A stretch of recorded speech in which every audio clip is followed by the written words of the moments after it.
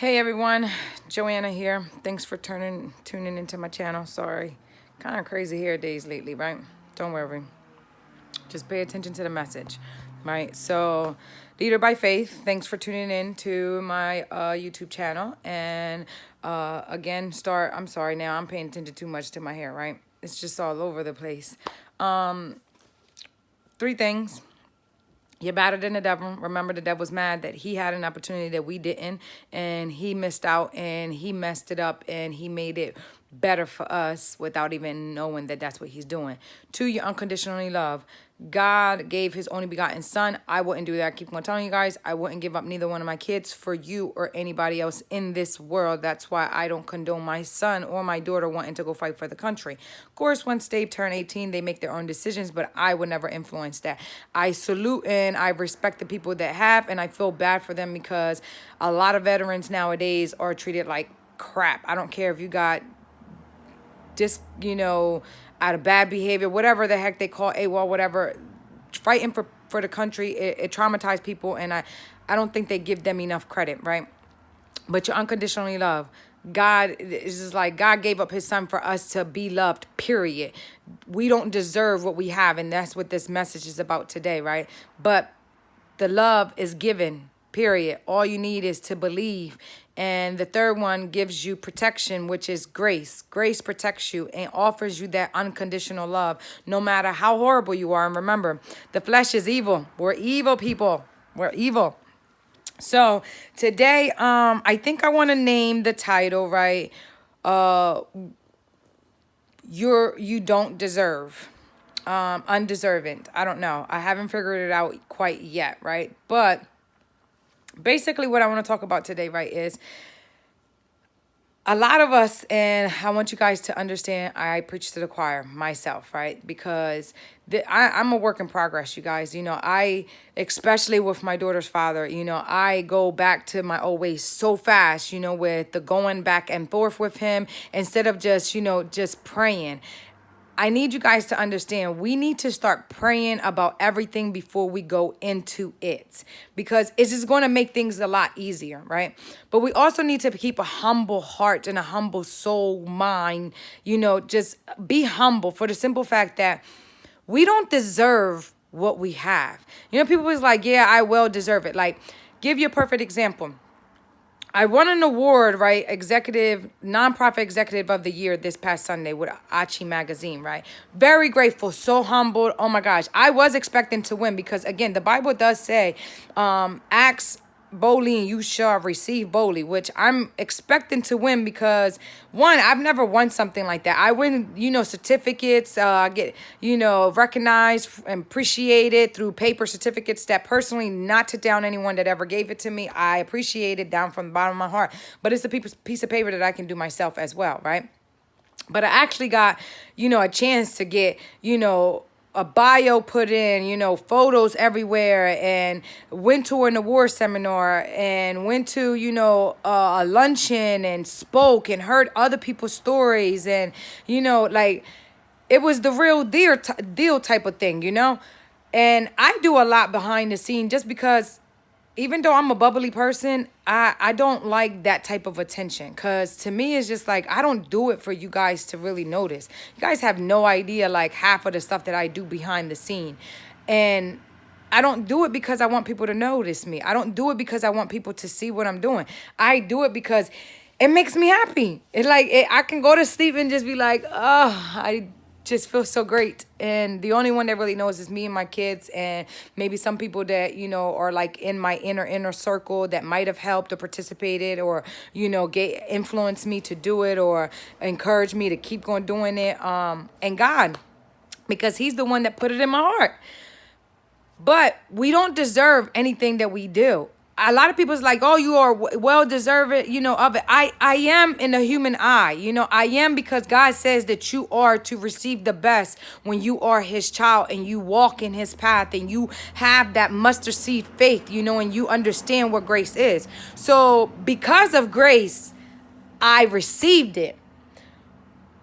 But as a human in the flesh that I am in, I'm not deserving of it.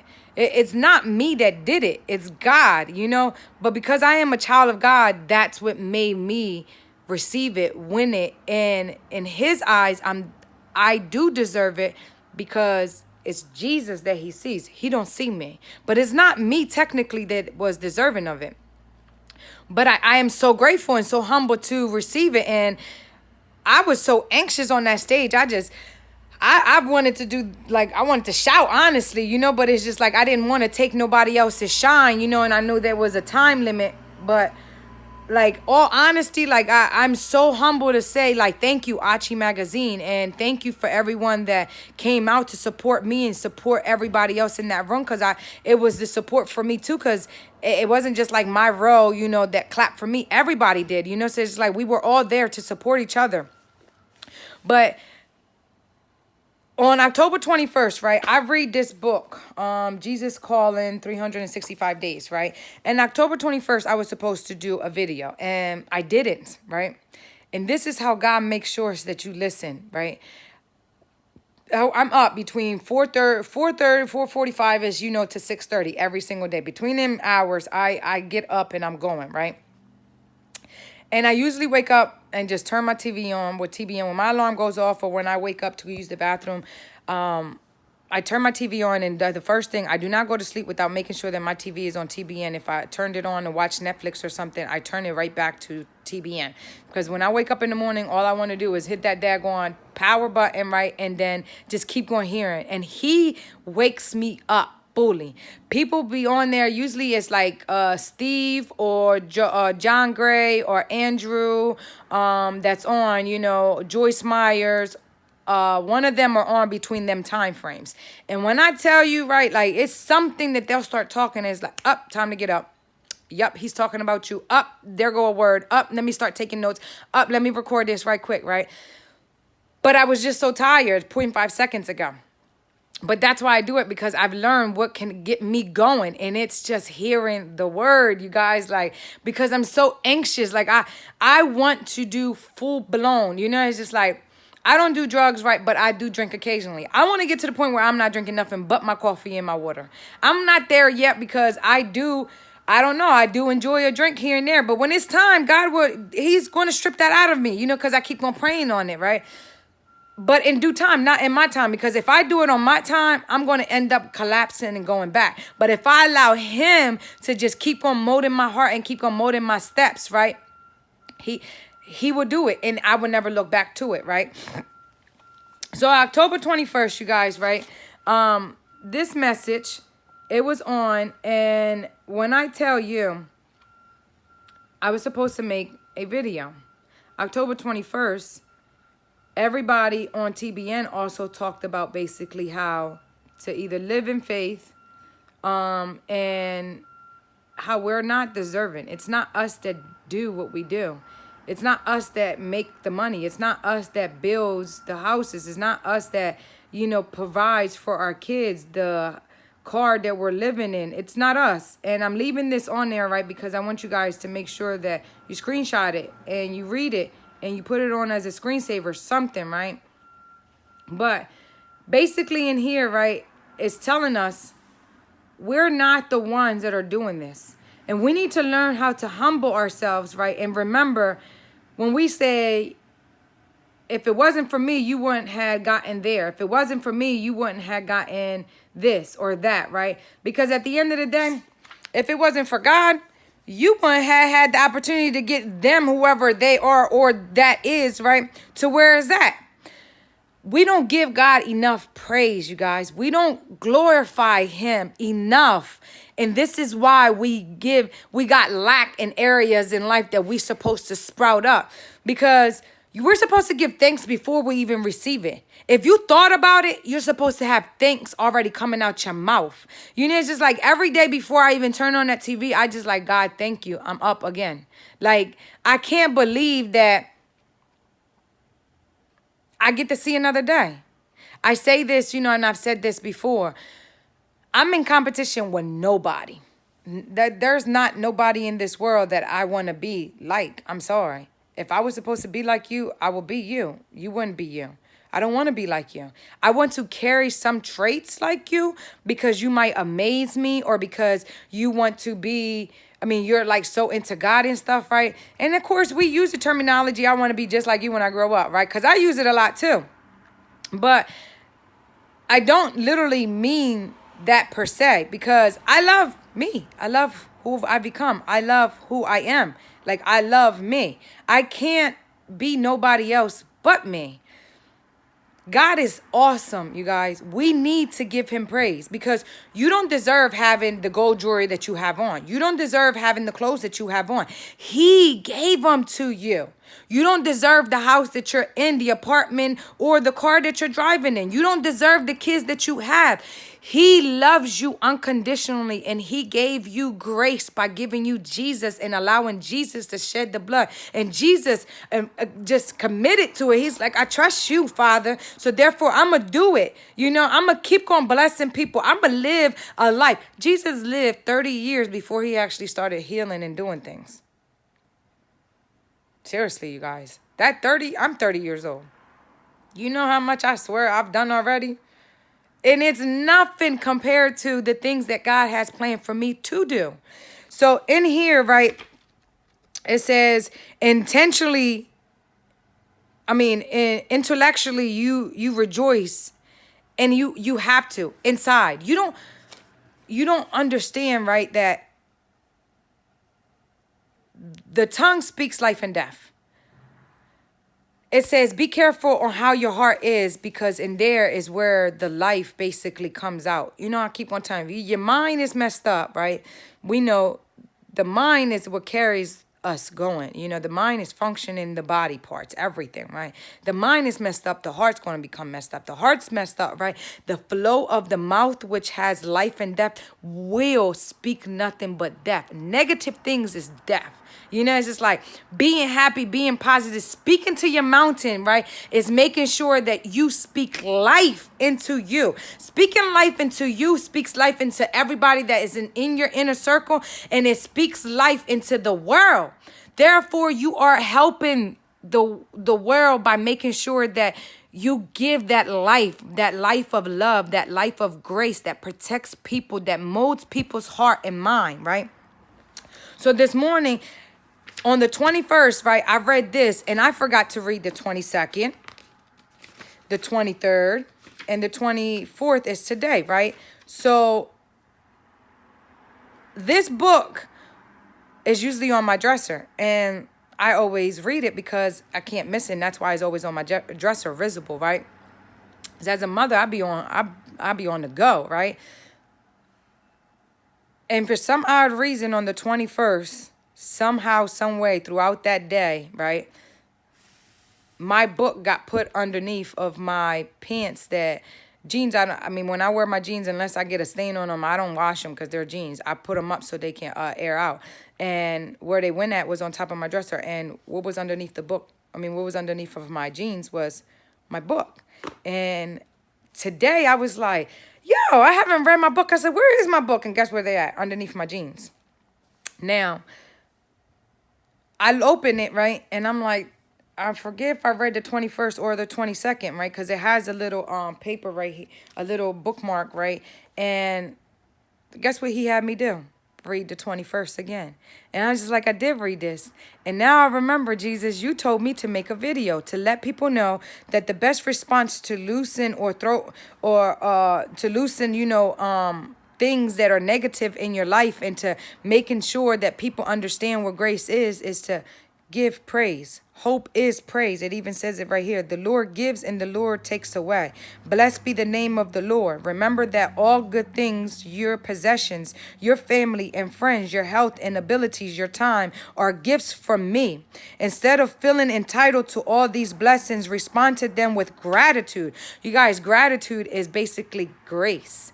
Because grace protects you. You don't deserve none of this stuff that I just wrote down, you guys. Gratitude is humbleness, making sure that you understand it's not me that's doing it. People be like, how do you do it? How do you go to school and have a GPA of 3.8? How do you go to school and a single mom? How do you go to school and work part-time to fund your nonprofit? How do you have so much time to go to school, run a nonprofit, have time for your friends, and spend so much time with your family to where your kids aren't lacking attention or love at home, and you cook nearly every single day of a meal? You guys, guess what? And I have OCD. My house, it's like it has to be clean. And I have my days where you'll see my clothes, not put up and stuff, and it drives me crazy, right? But I'm starting this new thing that is I'm trying to get things out of the ordinary. And the first thing I need to start is, I'm not saying I'm becoming dirty, right? But I need to stop worrying, because my OCD gets to the point where it drives me crazy and it drives people away from me, because it's like, sit your behind down. We came to have fun. We came to have dinner. It's okay if we mess up this or mess up that. But guess what? It's a disease. Like I can't help it. Like, I've just learned to not allow people to feel uncomfortable because of it. So I've learned who are the people that just can't cope with the severity of my OCD, right? But be prepared to let go of anything I take from you, but never let go of my hand. God will close the door. Boop. Can't see you no more. See you, bye. It's not for you. You going to keep going to open. I'm going to shut your door. I'm going to shut your fingers on it to where your hand's not working for you to open that door again. What he does is he blinds you. He blinds you, and he not manipulates. Sorry. He takes away things of your mind, right? So you won't go back to it. It goes back to what I just said. Not on my time would I stop drinking my Paul Masson, or having my red wine, right? Why? Because apparently it's not time. I don't drink as much as I used to, and I don't drink every single day. But at the end of the day, God's in control. God knows my heart, and God hears me when I'm telling him, God, I prefer not to, but it's just like occasionally I want to. So I don't know, but he knows. And you don't have to understand that, but that's where grace comes in at, you guys. We try to be perfect, but there's no such thing as perfect. Even the people swear it's not perfect, but they always want perfection. I have somebody I partner with, and they always say to me, I know you want it to be perfect. No, I just don't like disappointing when I say or I commit that I'm going to do something. If I say I'm going to do something, I need to do it to my best ability. It's not going to be perfect for the simple fact that I'm not perfect, but I know what I'm able to do. I know what I'm capable of doing. Therefore, I need to make sure that I give it my all. It's giving your all and making sure that you are humble enough to know that it's not you that's giving it your all. It's what makes people believe that you think it's going to be perfect. I'm not going to be perfect, never. And I don't want to be perfect, because that means I won't make mistakes, and that means that I won't have any more wisdom to gain or any more knowledge to gain, right? I learn every single day, you guys. So this morning, right, I started reading on the 21st, and I was like, you know what? I'm not going to read the 22nd or the 23rd or today's, right? Because, God, I'm going to come home and make my video. I need you guys to understand, we don't deserve what we have, you guys. It's this unconditional love, and it's this grace that protects us, that gives us the things that God says Jesus deserved it, because he's the one that shed the blood for us. I don't know where's the scripture in the Bible, you guys, but it says in the Bible, watch your heart, because from your heart it flows the energy, you guys, the love. The Lord made this world with love. And it's so crazy, because when I started doing the things that I do in the community, it was actually in May of 2014. I never knew what a nonprofit was, 50c3, 4, and 2, none of that, right? And people started seeing, and they started recognizing. I'm just like, no. I don't want people to know that it's me. More so also, I didn't want people to come to me. I wanted to do what I could do when I could do it. I didn't want people to hold me up to this standard, like it was like a halfway in type of thing. Just being honest, it doesn't mean that it wasn't from the heart. It's just, if I wasn't able to do it, I don't want people to think, oh, she's going to be doing this every year around this time. No, it's when I can do it. And it got to the point where God was just like, no, actually, that's not what I made you out to be. Like, I put the seed in your heart for you to do more every single year and around the same time every year. And by 2016, he had me really going for this nonprofit 501c3. And I told him, I don't know, God, because at the end of the day, it costs almost $1,000 to get a nonprofit going, you know. I need you to lower this. I don't know. I don't feel comfortable. Like, why would I give $1,000 up? You know what I can do with $1,000 for these families in the community, Father? So you lead me, God. You tell me what you need me to do, right? And when it's time for me to become this 501c3. Do you know that they lowered the fee from $900, $989 or something like that, or $889 or something like that, to $275? And yes, I paid it. And do you know that God made sure that our anniversary for 501c3 is February 14th, Love Day? It can't get no realer than that, you guys. If he does it for me, he can do it for you, and he will do it for you. There's nothing that he won't do for you, as long as you just have the mustard seed faith, as long as you understand and you accept that unconditional love. Humble yourself enough to understand that it's grace that provides everything for you. It's not you. You don't even wake yourself up, you guys. You don't do anything. It's God. Remember, when things are going wrong, you guys, he's in the midst of it. He's testing to see if you're going to handle it the same way. He's making sure that, you understand and you are reaching out for him and trusting him for you to make sure to continue to be humble. I hope I'm preaching, I'm teaching this message correctly, because you can't do it without God. It's just, you can't, you guys, you just can't, you know? And there's nothing that you will ever be able to do without God's grace. So today, once I said, right, I'm going to go ahead and do my video, right? I said, God, I want to give them something else as well. And I talk to him a lot. People swear I talk a lot, you know, but I keep a lot inside as well, because I talk to him more often than I do other people, right? But so another book that I read is His Princess Warrior. Ladies, get it. Fellas, get it for her. Fellas, get it and you read it as well. I today opened the book, right? And this is the page that came open. Now, I've read this book over 2 times already. This will be my 3rd time just reading the book out, right? Now, I want you guys to understand, right? I'm, again, letting it stay right there so you guys can screenshot it, right? And read it as well. But in here today, this is what it says, right? Don't be overwhelmed by the brokenness you see all around you. That's the world that he's talking about around you. That's the people that you see strung out on drugs, females prostituting their body for money or for drugs, you know, men, you know, drug dealers, serving pregnant women, you know, men abusing ladies. That's what he's talking about. Parents can't feed their kids, you know, parents are abusing their kids at home, killing their kids and throwing them in dumpsters and seas and stuff like that, you know, like car accidents, people's light bills getting cut off, being evicted, you know, losing a good job after so many committed years and stuff, right? This is what he's talking about. Stop worrying about it. Don't be overwhelmed about it. I will give you a heart to look to the future with hope and the tools to restore and rebuild what is broken. He's the one that gave Nehemiah, I don't know how to say the name, the strength and favor to rebuild the broken walls of Jerusalem. Jerusalem is the apple of the eye of God, just like David was. And David was what? Almost everything one human being is in one, right? The flesh is evil, you guys.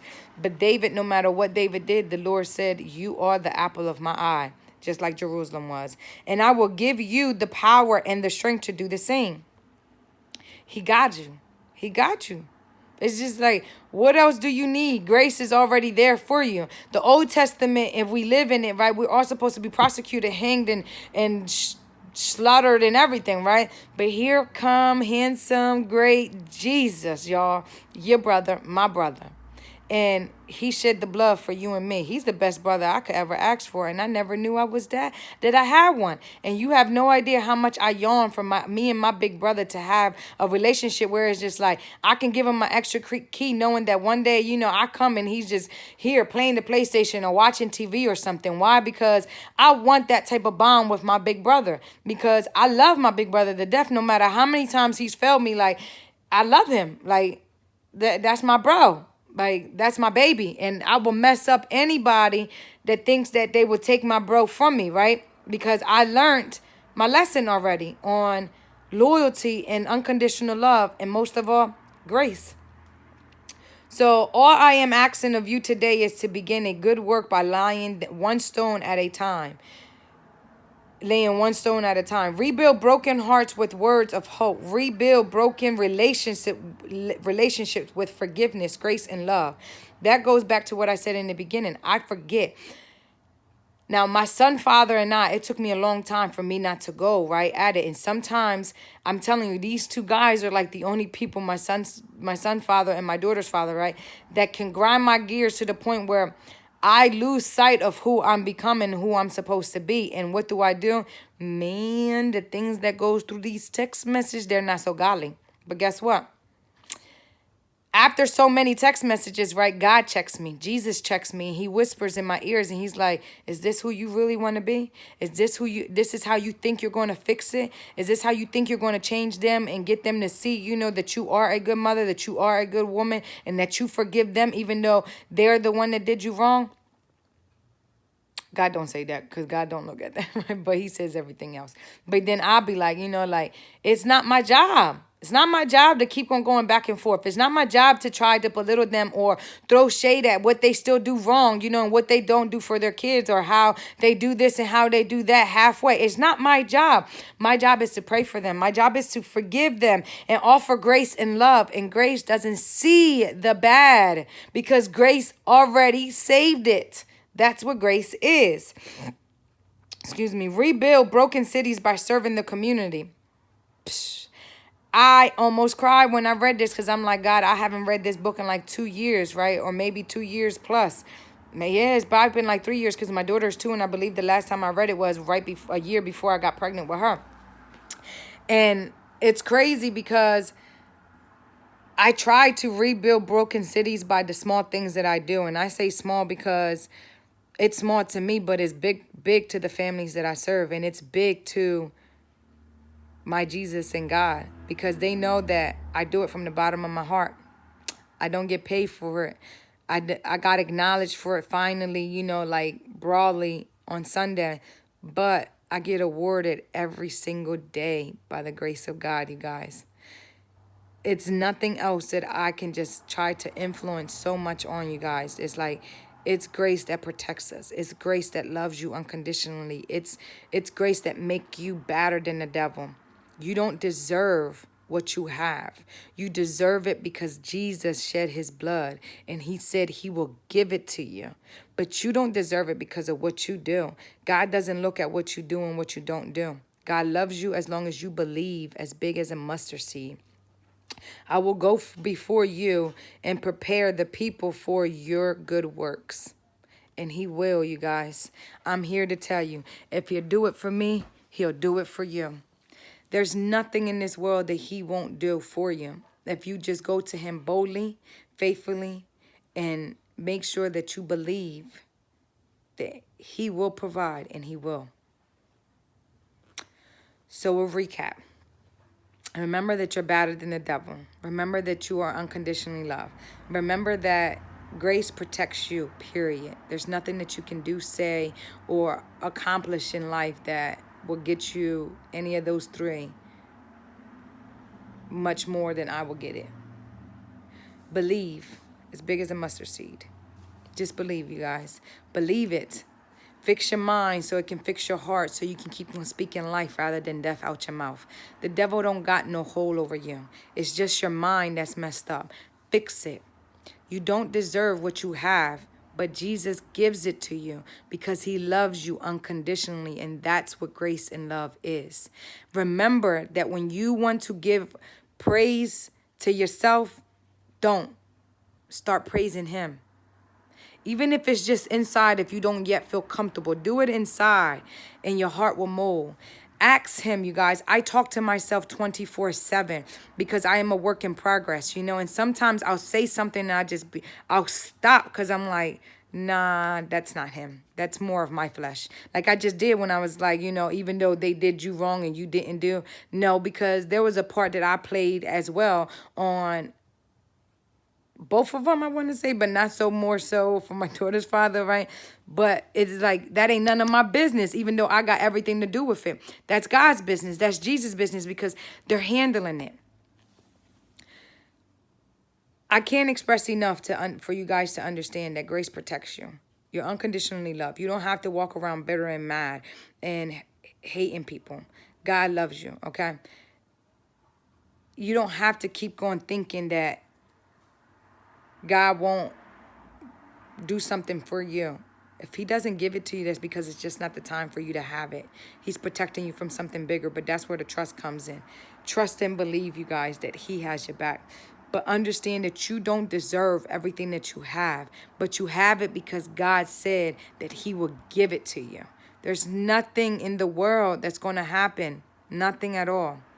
The world will see you as your old, bad, horrible ways. They will never allow you to change. But the grace of God is what protects you. I hope you guys got the point. Take care. To the next video.